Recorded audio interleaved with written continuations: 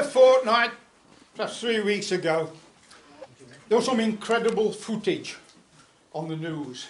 I don't know if you saw it, where this humpback whale tried to swallow a young bloke and his canoe and ended up spitting him back out. Well, it reminded me of this story. And this story was written by Rudyard Kipling. Yeah, oh, we've all heard the old stories about the cakes, haven't we? But when he wasn't making cakes, he wrote some exceedingly good stories. And this is one of his just so stories. There was this whale in the ocean, and he was eating, and he ate crabs, he ate dabs, he ate everything he could find. But eventually, the only fish left in the ocean was one little stute fish, and that had positioned itself right behind the whale's right ear. It was out of danger there. Well, the whale's looking for food, and he said, because, I mean, you've got to remember, Rudyard Kipling, he wrote this all flowery, you know what I mean, in the flowery language. I've cut all that out because, well, we want to get home tonight, don't we? So anyway, the whale says, I'm hungry, what can I eat? And the little stute fish said, have you ever tried man? And he said, no. So what's he like? He said, very, very nice, but nubbly.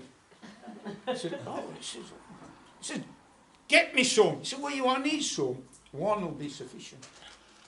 Where can I find this one, man? He says, well, if you swim 50 degrees north and 40 degrees west, you'll find a shipwrecked mariner on a wooden raft. And all he's got is a pair of blue canvas trousers and his braces. Now remember the braces. And his jackknife. So the whale swam 50 degrees north, 40 degrees west, and sure enough, there was this shipwrecked mariner dangling his feet in the water, you know, and all he got was blue canvas trousers, his braces, now remember the braces, and his jackknife. So the whale opened his mouth wider and wider, and he took the lot, raft, man, the blue canvas trousers, the braces, remember the braces, don't forget the braces, and his jackknife straight down into his stomach. Well, he was a very resourceful man, this mariner. As soon as he got into his stomach, he started jumping around, stamping, banging, banging on the sides of the whale's stomach, and he even danced an hornpipe. And the whale started to feel very, very uncomfortable. And then he developed hiccups. Oh, and he couldn't stop. And he said to the stute fish, he says, you know, I feel really bad, and with these hiccups I can't stop. What am I going to do? And the stute fish says, tell him to come out.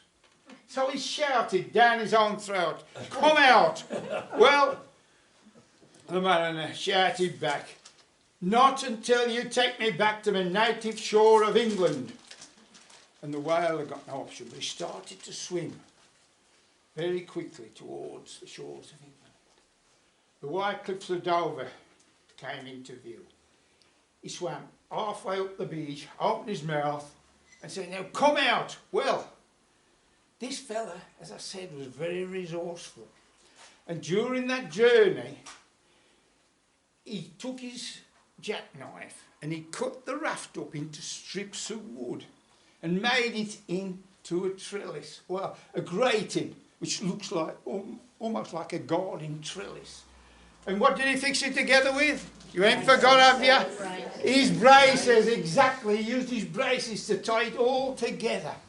So up he went, up into the whale's throat, and as he did, he dragged the grating behind him and he wedged it in that whale's throat. And he said these few words, he says, with this grating, I'll stop you eating. He was a back country lad. and at that, he hopped ashore and went back home to Dudley, where his mother fed him faggots and peas, and he never went to sea again. But ever since that day, the whale has only been able to swallow tiny little fish. And that's the reason that humpback spit that canoeist and his canoe back out, because he couldn't swallow him. Now there's a little backstory here.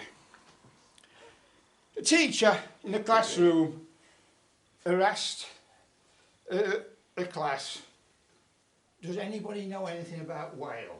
And this little girl said, yes, miss.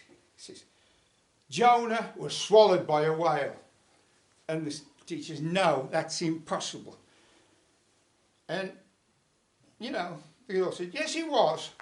And they explained to him the science behind it. Well, it's a long argument. But the little girl said, look, it must be right because it's in the Bible. Well, the teacher had enough of it. So the little girl said, I tell you what, when I get to heaven, I'm going to ask Jonah. And the teacher said, well, what about if Jonah hasn't gone to heaven? How about if Jonah's in hell? And the little girl said, well, you can ask him.